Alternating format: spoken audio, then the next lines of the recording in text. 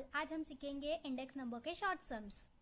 Okay, सो थोड़े different type के short sums है ये 2 मार्क्स के लिए, 3 मार्क्स के लिए भी पूछे जाते हैं। ओके, समटाइम सेक्शन डी में भी। ये मैंने आपके टेक्स्ट बुक में जो लास्ट पेपर दिए हैं आपको, जिसमें सेक्शन वाइज आपको बहुत सारे क्वेश्चंस दिए गए हैं।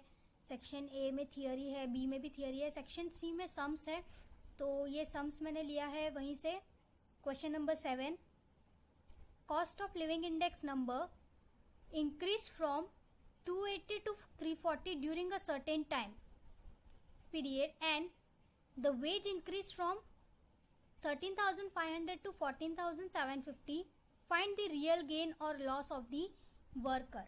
ओके, यहाँ पे हमें फाइंड क्या करना है, गेन हुआ है या लॉस हुआ है वो फाइंड करना है। अब जो वर्कर है उनका कॉस्ट ऑफ लिविंग क्या है, cost of living index number increase हुआ है कितने से कितने तक, 280 से 340 तक उनका इंक्रीज हुआ है टाइम पीरियड के बिटवीन में।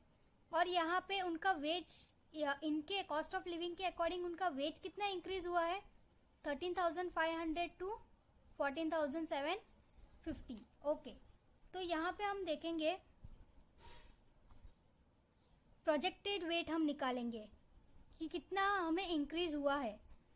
तो अगर cost of living index number पहले 280 था तो तब वेज कितना था, 13,500। मैं यहाँ पे लिखती हूँ, कॉस्ट ऑफ लिविंग जब 280 था, ओके, तो वर्कर का वेज कितना था, 13,500।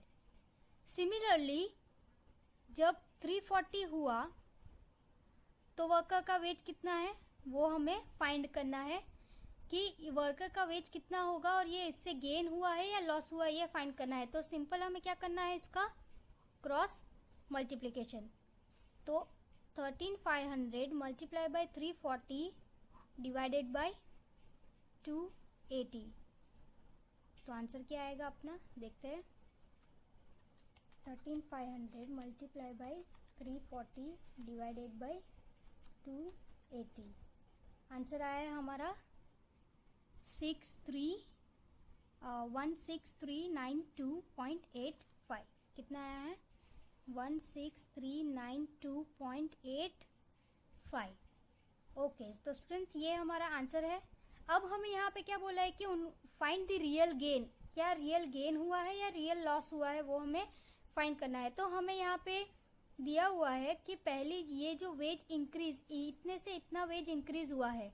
ओके, तो करंट ईयर का जो वेट है वो वेज है वर्कर का कितना है, 14,750। तो यहाँ पे हम लिखेंगे एक्चुअल वेज।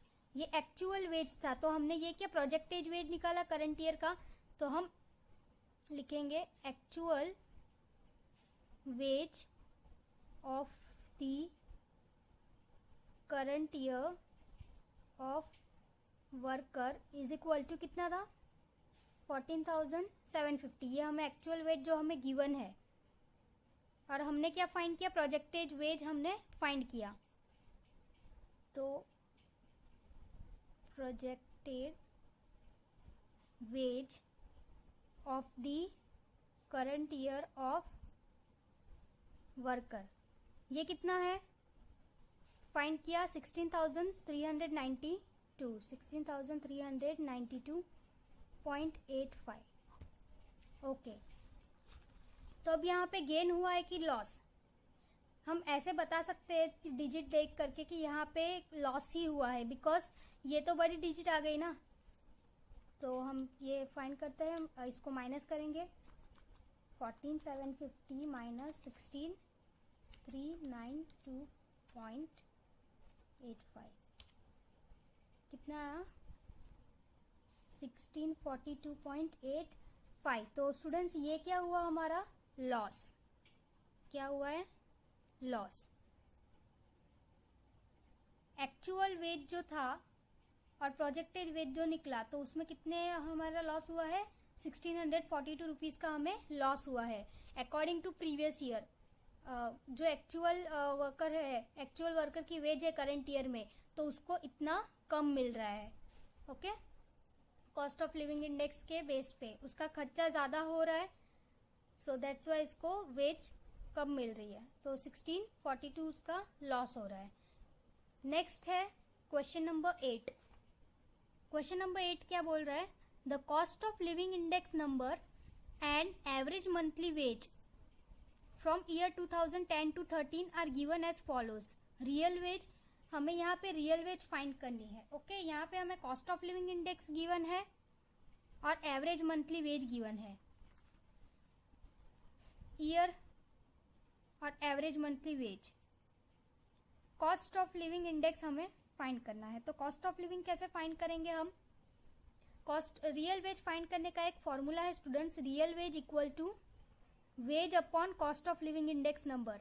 वेज मतलब जो आपको मंथली वेज गिवन है वो, divided by cost of living index number जो गिवन है वो, मल्टीप्लाई बाय 100। तो यहाँ पे रियल वेज सॉल्व करते हैं। यहाँ पे कितना है फर्स्ट ईयर का? 35,000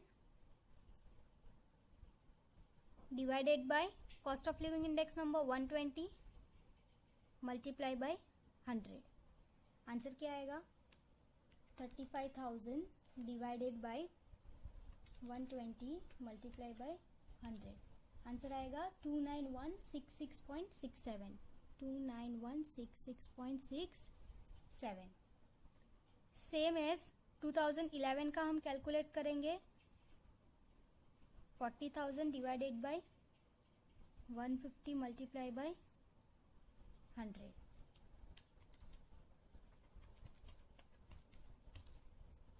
कितना आएगा? 2666667। 42,000 अपॉन 130 मल्टीप्लाई बाय 100।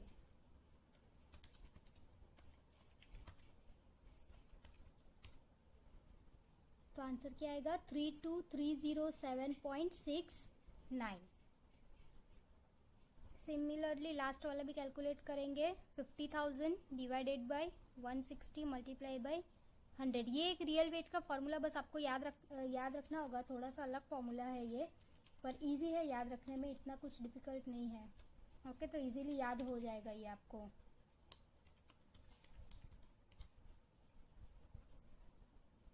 ओके, तो स्टूडेंट्स अब यहाँ पे आप देख रहे होंगे कि मैंने यहाँ पे कैलकुलेट कर लिया रियल वेज।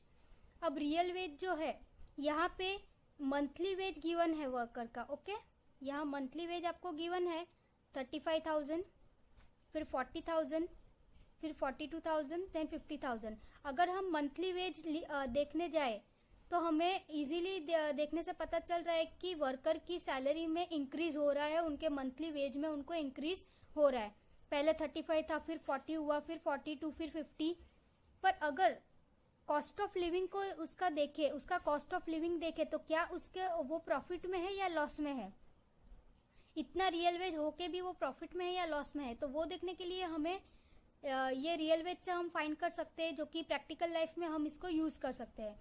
तो 35,000 डिवाइडेड बाय 120 मल्टीप्लाई बाय 100 ये करेंगे तो अब यहाँ से डेटा देखने पे लग रहा है कि जो 2010 ईयर में है उनका वेज कितना था कॉस्ट ऑफ लिविंग को मिला के? 29,166। ओके, 29,166। पर सेम अगर देखने जाए तो बाद में उसका वेज क्या हो रहा है? घट जा रहा है। रियल वेज क्या हो रहा है? मतलब कम हो रहा है, मतलब यहाँ पे तो उसको लॉस हुआ, देन फिर इसका इंक्रीज हो रहा है, देन फिर वापस लॉस हो रहा है। तो हम इससे डेटा कंप्यूट कर सकते हैं कि कितना खर्चा हुआ है। ओके, तो कब लॉस हुआ है, कब प्रॉफिट हुआ है। सो ये 8 क्वेश्चन था। अब दूसरा क्वेश्चन देखते हैं हम। Question number 9। The wholesale price index number for the year 2014 and 15 are found to be 177.6 and 181.2 respectively. Find the rate of inflation using index number of both the year. Students, inflation का मतलब आपको पता होगा, inflation मतलब rise in price होती है, जहाँ पे डिमांड घट जाती है तब इन्फ्लेशन आ जाता है इकोनॉमी में। तो यहाँ पे रेट ऑफ इन्फ्लेशन हमें फाइंड करना है। अब यहाँ पे हमें होलसेल प्राइस इंडेक्स नंबर दिया है, कौन से ईयर का? 2014 और 2015 का। ओके, और कोई इन्फॉर्मेशन नहीं गिवन है, but rate of index number rate of inflation find करने का एक फॉर्मूला है cost of living index number of current year का cost of living index number minus previous year का cost of living index number divided by previous year का cost of living index number multiply by 100। तो एकदम छोटा सा ये sums है, तो देखते हैं सॉल्व करके। यहाँ पे हमारे पास previous year and current year है, ये करंट ईयर का है 181.2 माइनस प्रीवियस ईयर का लिखेंगे 177.6 डिवाइडेड बाय 177.6 मल्टीप्लाई बाय 100। इसको कैलकुलेट करते हैं 181.2 minus 177.6 divided by 177.6 multiply by 100। कितना आ रहा है आंसर? 2.02। तो हम यहाँ पे पता कर सकते हैं ये फॉर्मूला से कि रेट ऑफ इन्फ्लेशन हमारा 2.2% यहाँ पे इंक्रीज हुआ है for both the percent using index number for both the years. दोनों ईयर का अगर देखने जाए तो रेट ऑफ इन्फ्लेशन क्या है? 2.2%। ओके, ये जो फॉर्मूला है, छोटे छोटे फॉर्मूलाज है, आपको ये थोड़ा याद रखना होगा फॉर्मूला। एंड फॉर्मूला भी इजी है, इतना ज़्यादा याद रखने की ज़रूरत नहीं है। ये सब 2 मार्क्स के लिए पूछते हैं, सम्स 2 या 3 मार्क्स के लिए, इससे ज़्यादा नहीं पूछेंगे ये sum. Okay student, next sum. The percentage increase in the price relatives of 3 items are 315, 328 and 390 respectively. If the importance of these items has ratio 5:7:8, find the general price index number. Okay students, तो यहाँ पे आपको क्या दिया है? Price relative of the 3 item, price relative दिया है, पर यहाँ पे परसेंटेज प्राइस रिलेटिव नहीं दिया है, मतलब यहाँ पे इंडेक्स नंबर नहीं दिया है आपको। ये क्या दिया है? सिर्फ प्राइस रिलेटिव दिया है। क्या दिया है? Price relative. और आगे आपको क्या दिया हुआ है? 3 आइटम दी गई है। ओके 3 आइटम गिवन है आपको। नेक्स्ट क्या गिवन है? If the importance of these item has ratio, उनका रेशियो गिवन है आपको। Find the general index number, general index number हमें फाइंड करना है। अब जो रेशियो है वो तो हम वेट में कन्वर्ट कर लेंगे, 5, 7, 8, तो इसका टोटल आ जाएगा 20। ओके पर यहाँ पे जो ये हमें तो परसेंटेज चाहिए, क्योंकि हमें index number, general index number हम वेटेज एवरेज से फाइंड कर सकते हैं। तो वेटेज एवरेज के लिए यहाँ पे जनरल इंडेक्स नंबर कंप्यूट करने के लिए आई चाहिए, इंडेक्स नंबर। इंडेक्स नंबर हमें करंट ईयर बेस ईयर करते हैं तब मिलता है, पर यहाँ पे करके गिवन है, पर ये percentage increase in price relatives total, तो ये यहाँ पे 315 दिया है, पर यहाँ पे हमें इंडेक्स नंबर इंक्लूड नहीं किया है, तो यहाँ पे हमें प्लस क्या करना पड़ेगा? 100 करना पड़ेगा, सब में प्लस 100। तो ये क्या हो जाएगा? 415, 328 में प्लस 100 तो क्या हो जाएगा? 428, और 390 में प्लस 100 क्या हो जाएगा? 490। ओके तो अब हमारा ये इंडेक्स नंबर आ गया है, बिकॉज इसमें इन्होंने 100 से ये कैलकुलेट नहीं किया था, इंडेक्स नंबर टोटल ओवरऑल नहीं फाइंड किया था। तो हम यहाँ पे लिखेंगे 405, 428, 490। ओके अब ये इंडेक्स नंबर कैलकुलेट करने के लिए रेडी है, तो हम जनरल इंडेक्स नंबर कर सकते हैं फाइंड। 415 मल्टीप्लाई बाय 5 कितना आएगा आंसर? 2075। 428 मल्टीप्लाई बाय 7 कितना आएगा? 2996। 490 मल्टीप्लाई बाय 8 3920। ओके तो प्लस करेंगे हम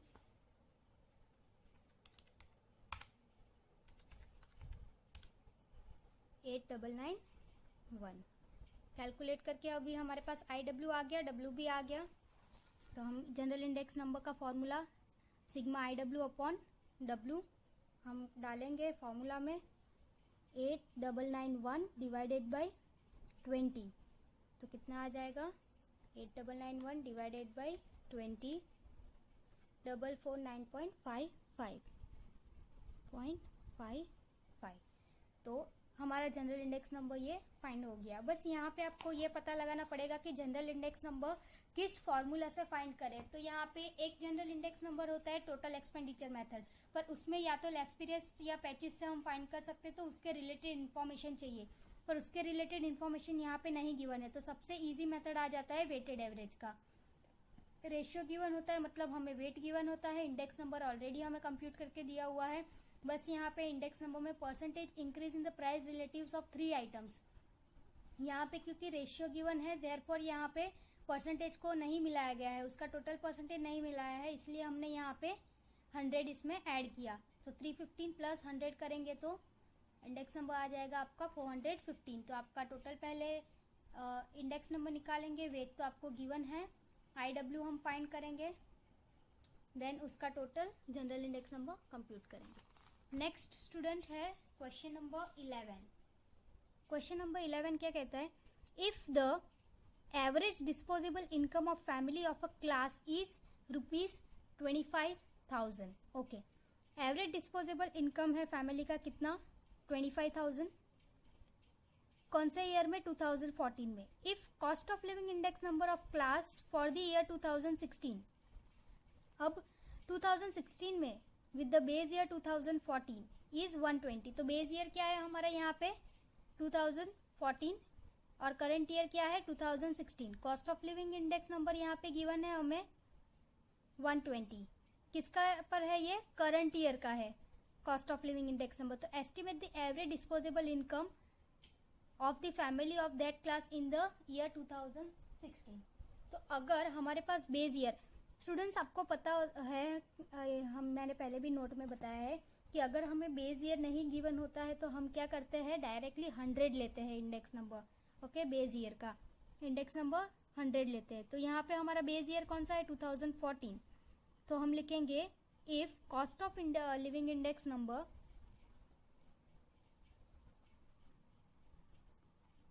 if cost of living index number 140, okay, और उसकी एवरेज डिस्पोजेबल इनकम, ओके यहाँ पे 100 लेंगे, sorry, because cost of living index number ये बेस ईयर का है। ओके, बेस ईयर 100 है और उसके सामने उसकी average disposable income, base year की एवरेज डिस्पोजेबल इनकम कितनी दी गई है 25,000। ओके, तो हम अब if cost of living index number current year 120 है तो उसकी इनकम क्या होगी। अगर cost of living index number 100 है तो उनका इनकम कितना था, एवरेज डिस्पोजेबल 25,000। तो अगर कॉस्ट ऑफ लिविंग इंडेक्स 120 है तो उनका एवरेज इनकम क्या होगा। तो सिंपली यहाँ पे हमें कुछ नहीं करना है, क्रॉस मल्टीप्लाई कर देना है इसको। तो ये हो जाएगा हमारा 120 into 25,000 divided by 100। 120 into 25,000 divided by 100 कितना है स्टूडेंट 30,000। ओके, तो ये हमारा आ जाएगा average disposable income of year 2016। Current year का हमारा एवरेज डिस्पोजेबल इनकम निकल जाएगा। आपको ये बहुत छोटे छोटे फॉर्मूला है, बस आपको क्वेश्चन ध्यान से रीड करना है, आपको कुछ नहीं करना है इसमें, एकदम सिंपल सिंपल से है ये sum, short sums. Okay, next sum, the average monthly income of a worker was ₹16,000 in the year 2015 and it is increased to ₹20,000 in the year 2016. Find the index number of income for the year 2016 in comparison to the year 2015. अब यहाँ पे average monthly income given है worker का 16,000। Okay, और कौन से year का given है 2015 में वर्कर का इनकम कितना था 2016। ओके, यहाँ पे हम लिखेंगे average monthly income of worker in year. 2015 में कितनी थी उसकी? 16,000 and it increase to 20,000 in year 2016। 2016 में इंक्रीज हो करके क्या हो गई? 20,000। Find the index number of income for the year 2016 into comparison year 2015। Comparison year मतलब बेस ईयर स्टूडेंट्स, और इंडेक्स नंबर का फॉर्मूला हमें मालूम है, I is equal to current year upon base year multiply by 100। तो यहाँ पे हमें करंट ईयर की इनकम कितनी दी गई है? 20,000। बेस ईयर की कितनी है? 16,000 मल्टीप्लाई बाय 100। सिंपल हमें इंडेक्स नंबर फाइंड करने को बोला है यहाँ पे, और कुछ नहीं। सो हम यहाँ पे कैलकुलेट करेंगे 20,000 divided by 16,000। 20,000 divided by 16,000 multiply by 100 कितना आया? 125। ओके, तो इंडेक्स नंबर क्या निकला हमारा? 125। यहाँ पे पूछा है find the index number of the income for the year 2016 को कंपेयर करो 15 से और इंडेक्स नंबर निकालो। तो हमने निकाला इंडेक्स नंबर। इंडेक्स नंबर का फॉर्मूला तो आपको याद है कैसा आता है। नेक्स्ट सम्स, ये सेक्शन सी का 13 सम है। If the production of an item increase by 9/5 times in year 2016 as compared to the base year, find the index number of the production for year 2016। अब बेस ईयर के comparison में production कितना हो रहा था? Item का increase 9/5 time उसका increase हो रहा था प्रोडक्शन 2016 कंपैरिजन में as compare to the base year. Find the index number of production of the year 2016। 2016 में कितना प्रोडक्शन हुआ उसके बेस पे हमें क्या फाइंड करना है? Index number. तो स्टूडेंट्स आइए इसका इंडेक्स नंबर फाइंड करते हैं। पहले तो हमें क्या फाइंड करना होगा? परसेंटेज फाइंड करना होगा। ओके, परसेंटेज फाइंड, क्योंकि ये टाइम्स में है तो इसको बदलना पड़ेगा परसेंटेज में। तो हम इसको पहले बदलेंगे, इंक्रीज बाय 9/5 टाइम्स।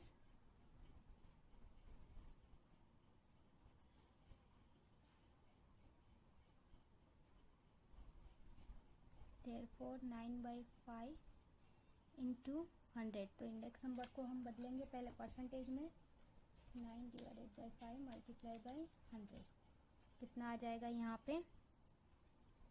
180। ये आपका है 180%। ओके, हमें यहाँ पे इंडेक्स नंबर फाइंड करना था। पहले हमने टाइम्स में था उसको परसेंटेज में कन्वर्ट कर लिया। अब हम इंडेक्स नंबर फाइंड करेंगे। इंडेक्स नंबर फाइंड करने का फॉर्मूला क्या होता है students? Current year divided by base year multiply by 100। पर यहाँ पे ना तो हमें करंट ईयर दिया है पर हमें बेस ईयर नहीं गिवन है। तो हमने लास्ट सम में यहाँ पे कैसे फाइंड किया था? प्लस 100 लगा दिया तो हमारा इंडेक्स नंबर निकल के आ गया। ओके, तो सिमिलरली हमें इस सम्स में भी वैसा ही करना है। हमारा कितना परसेंटेज है? 180। ये भी परसेंटेज में आपको गिवन था यहाँ पे 315, 328 ये परसेंटेज गिवन था, उसको हमने पहले इंडेक्स नंबर में कन्वर्ट किया। तो हमें यहाँ पे भी सिंपल ये परसेंटेज है 180 प्लस 100 इसमें करेंगे, ऐड करेंगे तो हमारा इंडेक्स नंबर आ जाएगा 280। ओके, तो यहाँ पे हमारा इंडेक्स नंबर करंट ईयर का कैलकुलेट करके कितना आ गया? 280। सिंपली हम नेक्स्ट 14 सम्स करते हैं। स्टूडेंट्स ये थोड़ा इम्पॉर्टेंट सम है, इस तरीके के सम आपको पूछते हैं एग्जाम में।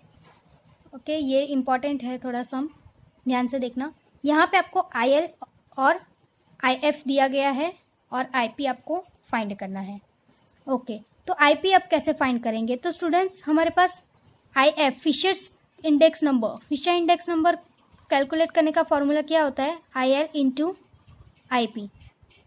ओके, अब यहाँ पे बात आती है हमें IP तो गिवन नहीं है तो कैलकुलेट कैसे करें? एकदम सिंपल है, जस्ट जो जो आपको इन्फॉर्मेशन गिवन है वैसे डेटा आप डालते जाओ। IF की जगह पे कितना दिया है 222 equals to under root IL कितना है आपका 221.5 multiply by IP not given, तो हम IP को एज इट इज लिखेंगे। अब यहाँ से अगर रूट हटेगा तो बोथ दी साइड्स क्या हो जाएगा स्क्वायर, तो यहाँ से रूट जाएगा तो दूसरी साइड वो स्क्वायर बन जाता है, तो यहाँ पे 222 हो जाएगा स्क्वायर और ये यहाँ से रूट हट जाएगा मल्टीप्लाई बाई IP। ओके, तो 222 का स्क्वायर कितना होगा स्टूडेंट्स 222 मल्टीप्लाई बाई 222 कितना आएगा 49284, कितना आया 49284, ये स्क्वायर हो गया। अब ये मल्टीप्लाई में है, ये फिगर मल्टीप्लाई में है, IL की वैल्यू इज इक्वल टू के लेफ्ट साइड जाएगी तो ये क्या बन जाएगी डिवाइड हो जाएगा, ये 221.5 मल्टीप्लाई बाई IP, अरे okay is equal to IP sorry. So यहाँ पे हम इसको डिवाइड करते हैं, डिवाइडेड बाई 221.5, आंसर कितना आया 222.50, कितना आंसर आया 222.50 इज इक्वल टू IP, तो हमारे IP का आंसर आ गया 222.50। ओके स्टूडेंट्स, कैलकुलेट करते हैं। ओके, तो ये सेक्शन डी का, सेक्शन डी में आपको 2 ही सम्स आते हैं, सेक्शन डी में 2 से ज़्यादा सम नहीं पूछते आपको। सेक्शन डी का 13 सम है ये आपको। If sigma P1 Q0 raised to P0 Q0 is equal to 5 raised to 3 and sigma P1 Q1 raised to sigma P0 Q1 equal to 3 race to 2, compute the Laspeyres Paasche's and Fisher index number. Laspeyres Paasche's और Fisher index number calculate करने बोला है। Okay students, तो क्या हम इससे find कर सकते हैं? ऑफ कोर्स, बिकॉज हमें देखो लेस्पिरिस का फॉर्मूला क्या है P1 Q0 divided by P0 Q0 and ratio given है तो हमें ऑलरेडी डिवाइड ही करना होता है। तो हम IL फाइंड करेंगे सबसे पहले, sigma P1 Q0 upon sigma P0 Q0 क्या दिया है मल्टीप्लाई बाई 100, क्या दिया है हमें 5 रेस टू 3, तो 5 रेस टू 3 मल्टीप्लाई बाई 100, तो हमारा आंसर क्या आएगा यहाँ पे 5 raise divided by 3 multiply by 100, क्या आया आंसर 166.67, 166.67। सिमिलरली हम IP का कैलकुलेट करेंगे, तो IP का क्या आएगा summation P1 Q1 upon summation P0 Q1 multiply by 100, और इनका क्या दिया है 3 divided by 2 upon 100, 3 race to 2 दिया है तो so 3 divided by 2 multiply by 100 कितना आएगा 150, यहाँ पे हम लिखेंगे 150। और हमें अब लास्टली क्या कैलकुलेट करना है IF कैलकुलेट करना बहुत इजी है। क्या करना होता है under root IL into IP, तो IL हमारा क्या है स्टूडेंट 166.67 मल्टीप्लाई बाई IP 150, दोनों का रूट करेंगे मल्टीप्लाई करके 150 मल्टीप्लाई बाई 166.67 मल्टीप्लिकेशन किया, उसका अंडर रूट निकालेंगे कितना आएगा 158.11, 158.11। सो ये आ गया हमारा IF का आंसर। ओके स्टूडेंट, सो ये लास्ट सम है आपका। If the ratio of Laspeyres and Paasche's index is 4:5 and Fisher index number is 150, find Paasche's index number. अब लेस्पिरिस और पैचेस का इंडेक्स नंबर आपको यहाँ पे 4:5 गिवन है और फिशर इंडेक्स नंबर कितना गिवन है 150, तो हमें फाइंड क्या करना है पैचेस इंडेक्स नंबर यहाँ पे फाइंड करना है। तो स्टूडेंट्स हमें यहाँ पे लेस्पिरिस और पैचेस तो गिवन है, पर किस में गिवन है रेशियो में, तो हम क्या ले लेंगे x, let Laspeyres index number is equal to 4x, let Paasche's index number equal to 5x। Okay, ये हमने ले लिया। अब फिशर इंडेक्स नंबर हमें गिवन है। Okay, Fisher index number given है, तो यहाँ पे रूट लगा के IL